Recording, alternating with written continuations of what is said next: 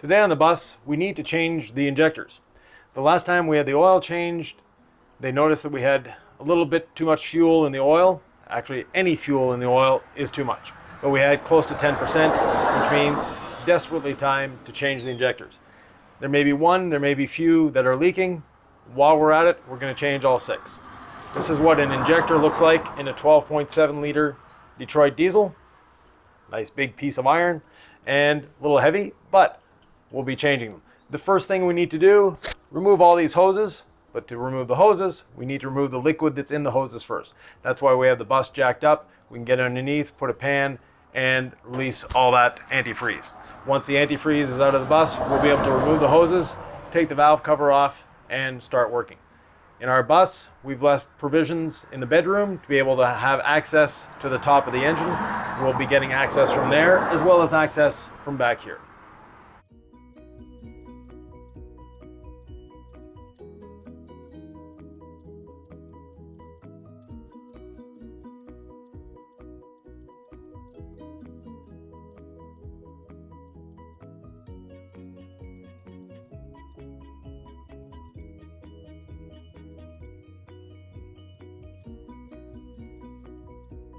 Next step is opening up the floor of the bedroom. Luckily, we have a Murphy bed, and the Murphy bed allows us easy access. So we took our closet doors off and took the part of the floor up that would normally be covered by part of the bed, and now we have great access to the valve cover of our beautiful little Detroit diesel.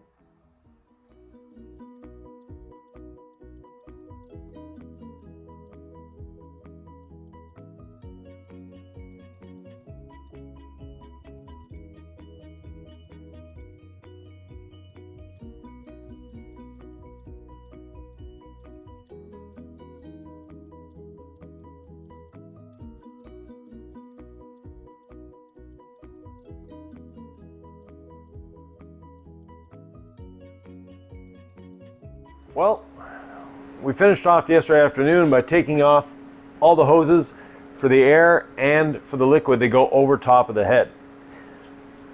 We had to cut one piece, but not a big deal. There's a clamp here. It's basically a muffler clamp that was rusted in place. We removed it. We'll put a new one in, not an issue. We drained all the fluids out of the engine since we're going to be replacing the oil and the antifreeze, and we don't want to get dust, etc. in them. Now, speaking of dust, we have to blow off the top of the engine to make sure everything is clean. So these open hoses, we'll cap them, and once they're capped, get in there with the blowgun, get everything out. You'll also notice that we have a big hole at the top. We took the flooring out of our bedroom because the bedroom area is designed that we can have access to the engine, which will make changing these injectors a lot easier. So follow along as I blow off the engine, make everything ready, and get ready to pull the valve cover off.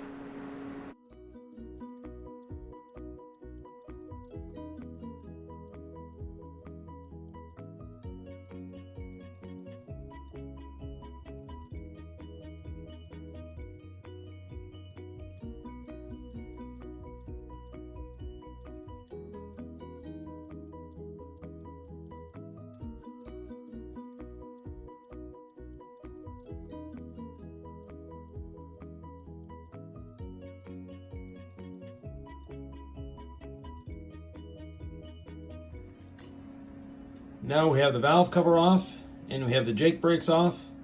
Next step is taking the rocker shafts off, and Sylvia is loosening the bolts for that, and once those are off, we'll have access to the injectors.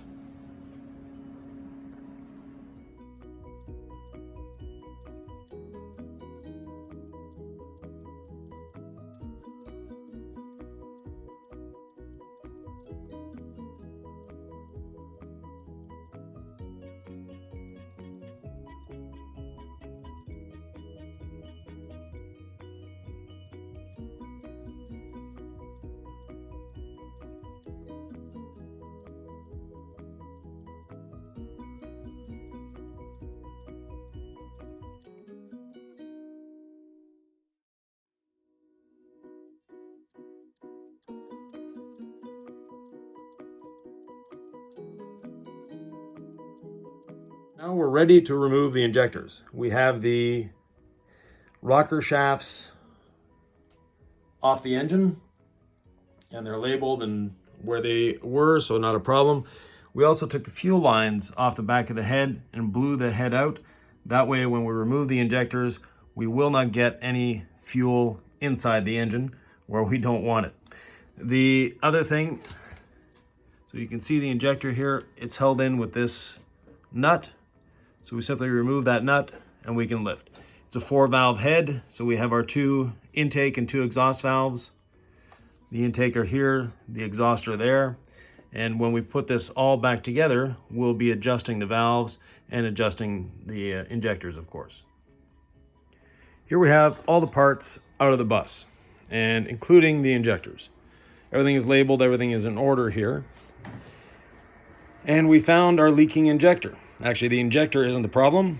It was injector number 6, right here. And as you can see, let me put this down.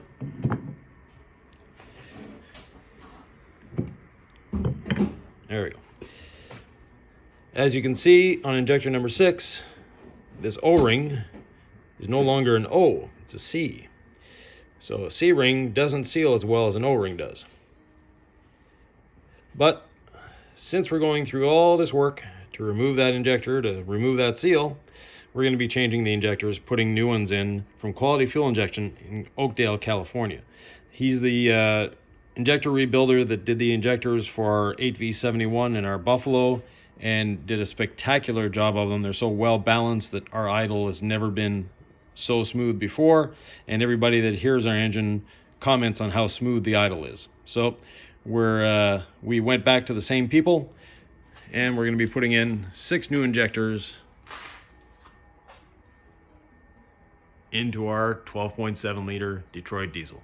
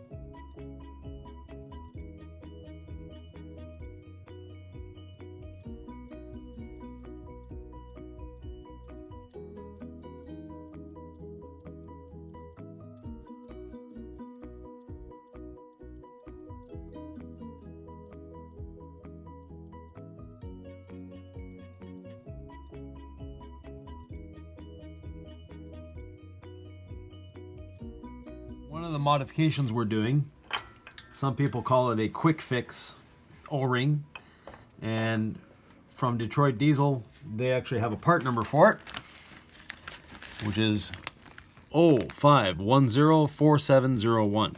And in the manual of the engine, they state that this O-ring helps seal.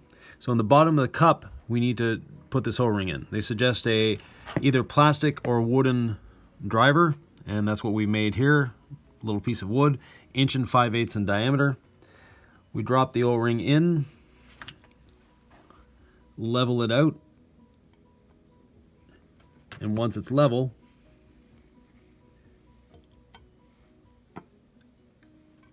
seat it in place. Once it's seated, we add our injector back in.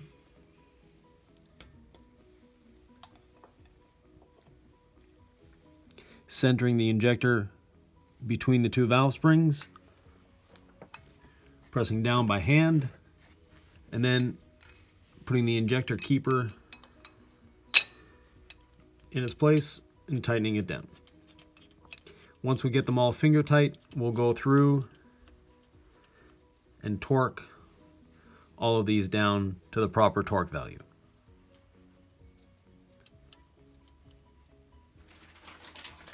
We have the access.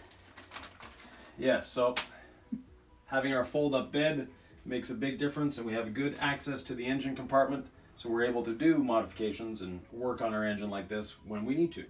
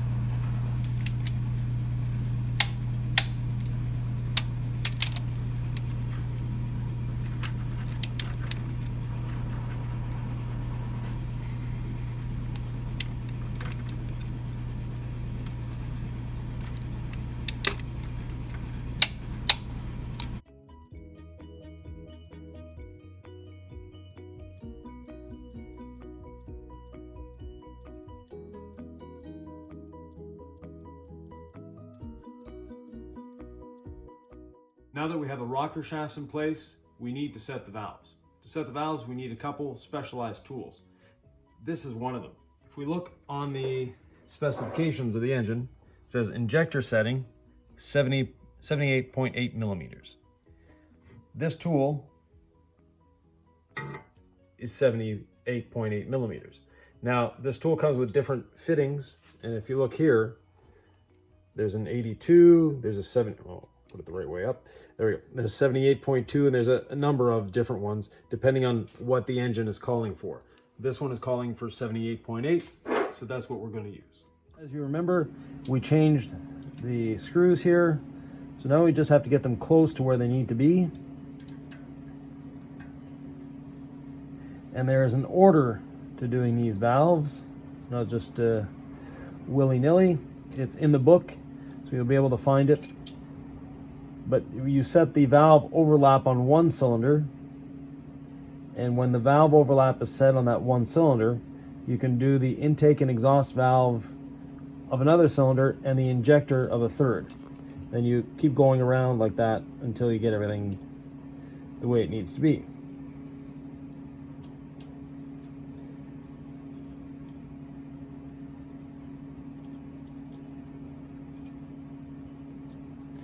I'm just getting the screws close to start with.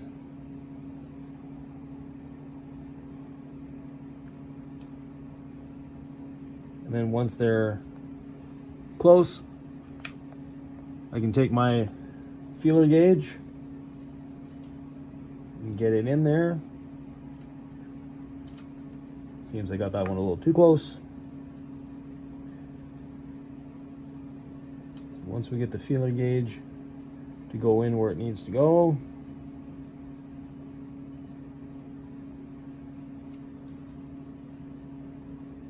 put it down on the feeler gauge.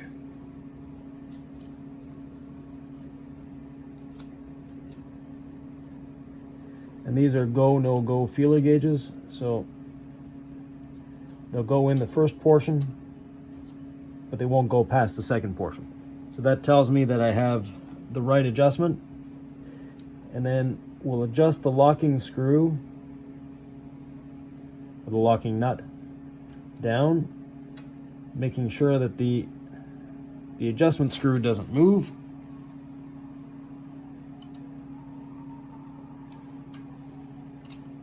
Check again.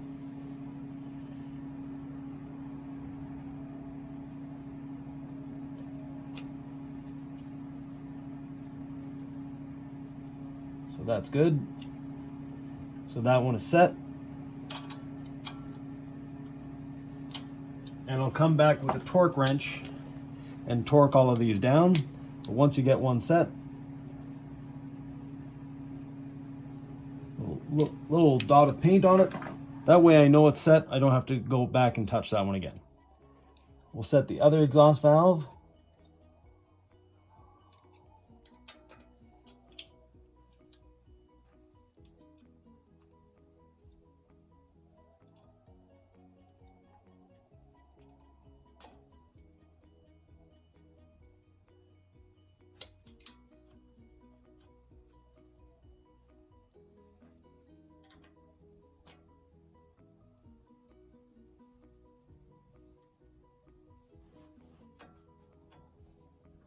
And once everything is set, again, we'll tighten down the lock nut.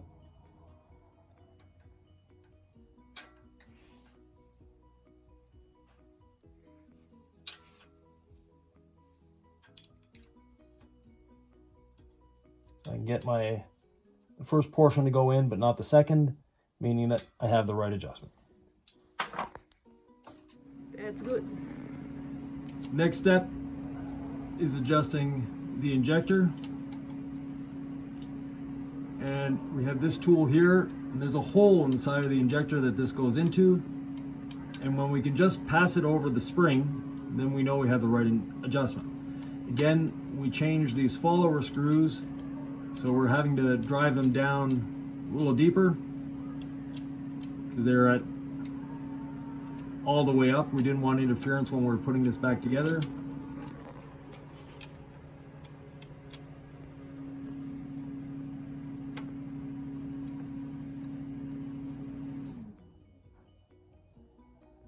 So now I can just feel the spring. It's a little too loose.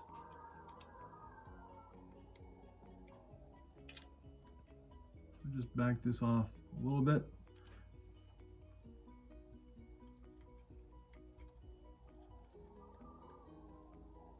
Now it's just dragging on the spring all the way across and not catching going on and off the spring. So I know I have the right adjustment. Again, we'll tighten down the lock screw. We'll hold the adjustment screw in place. So we make sure that this adjustment screw doesn't move. Tighten the lock screw. Verify our adjustment.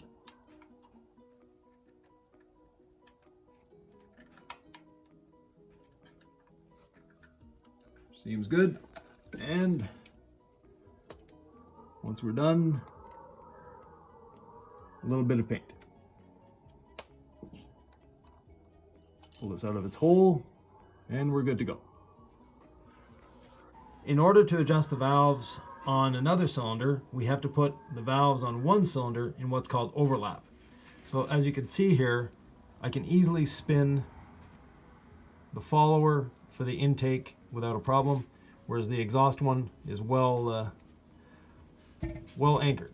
So we'll slowly turn the engine over, and you'll see the camshaft for the intake coming up slowly. As it slowly comes up, we'll turn this, and when we can't turn it anymore, that's when this cylinder is in overlap. The same. Oh, wait, was it? Okay, so a little more.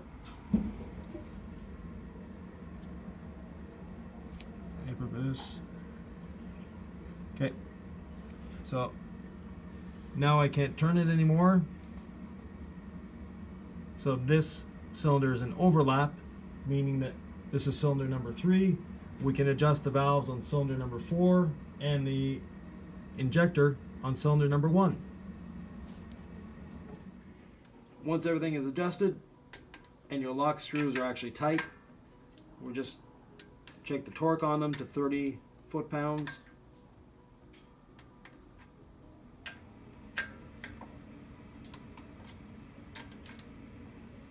And we know we're good to go. When we take the overhead apart, we have to put a new valve cover gasket on. And one of the important parts of this valve cover gasket has this little lip here that holds it in place. And we have to make sure that when we put it in, that this corner is perfectly square. And when these two are square, we bring around, go around the corner. And once that is done, we tack the center in place and then go towards the middle. And there's always a little excess material, so you have to work it back and forth until it goes in. So, as you can see, we have excess material when we start putting it down. So you go till you have that excess, put it in the center, and then work your way back to the corners. Pull excess. No, don't cut the excess.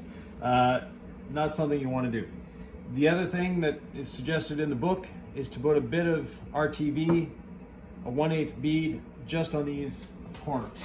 And you do that on the engine, not on the valve cover, so then when you're manipulating the valve cover, you don't get RTV everywhere, and you know it's perfectly placed on the engine. Before installing the valve cover, we need to put a bit of RTV just in the corners here. So they call for a 1/8 bead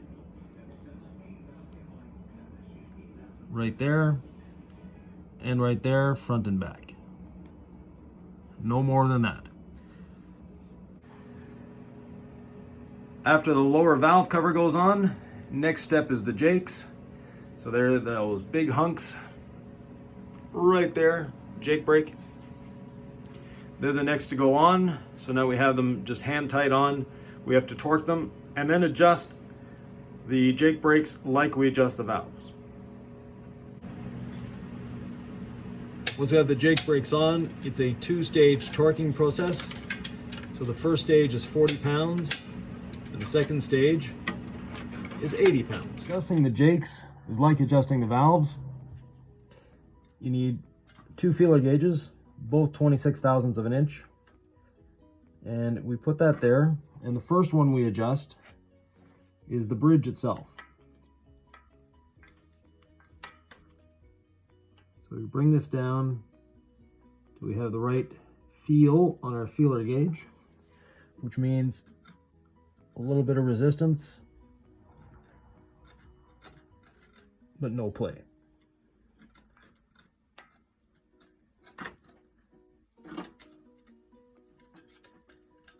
It's a bit of an awkward spot.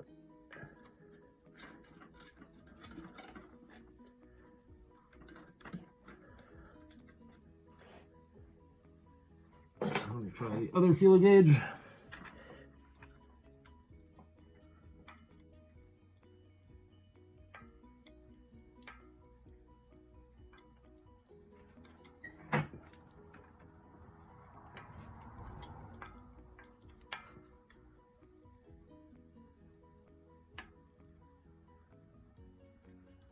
Okay, once that's adjusted, tighten down the lock nut.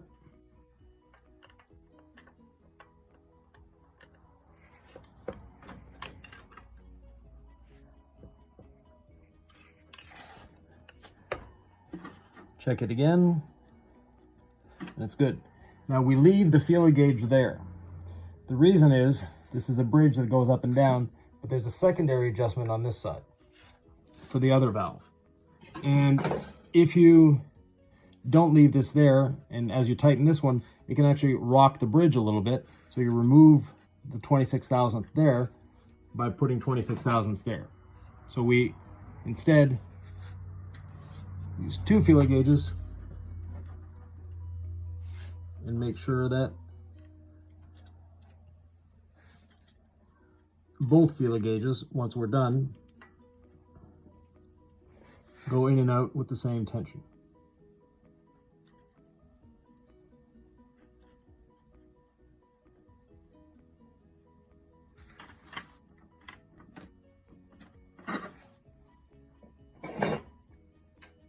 And once we've got that, lock the lock nut,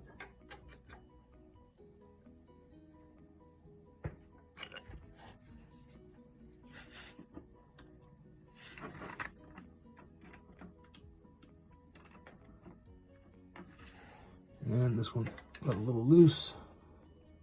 So we'll just give it a little bit more. Sometimes when you tighten the lock nut, it loosens the adjustment.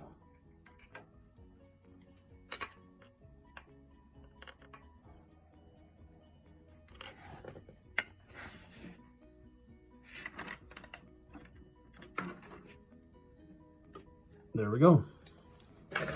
So now this brake is adjusted. Next thing you do, once you've adjusted the brake, is put the wire on. But you'll notice how loose and floppy the wire is, but it has these loops in it. Well, those loops are there for a reason.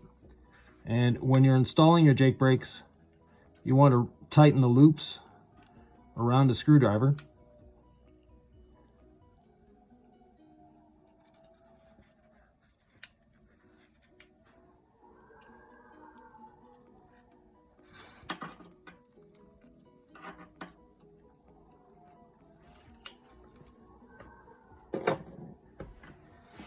Now when we put this in place,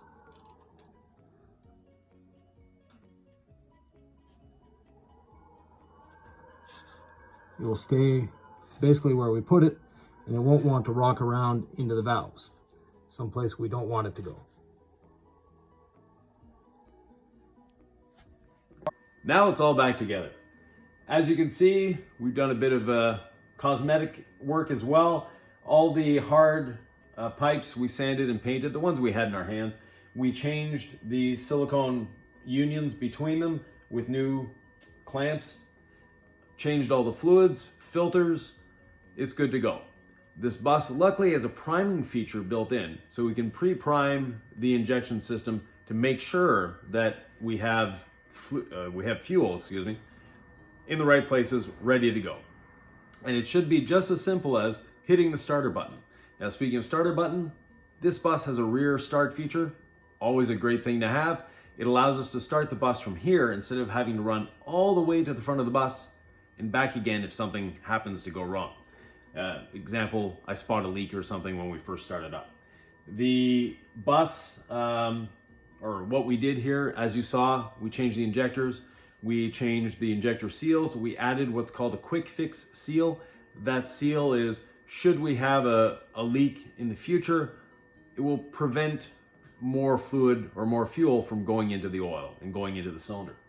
The other things we did, we updated the valve followers or the adjustment screws to the new style, and there's 30 of those, so there's the 4 valves per cylinder plus the injector. Did the adjustments, so everything should be ready to go. Cross your fingers, let's start this bus up.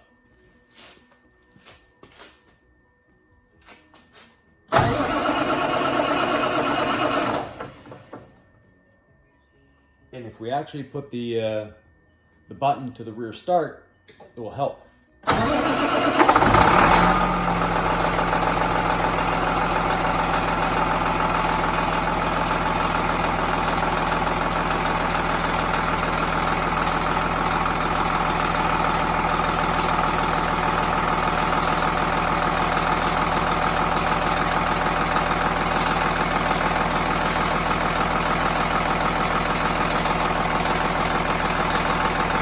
Starts up just fine, runs great, no coolant leaks or anything like that. So we'll do a little test run, make sure everything is fine, come back, check it, and off to the next project.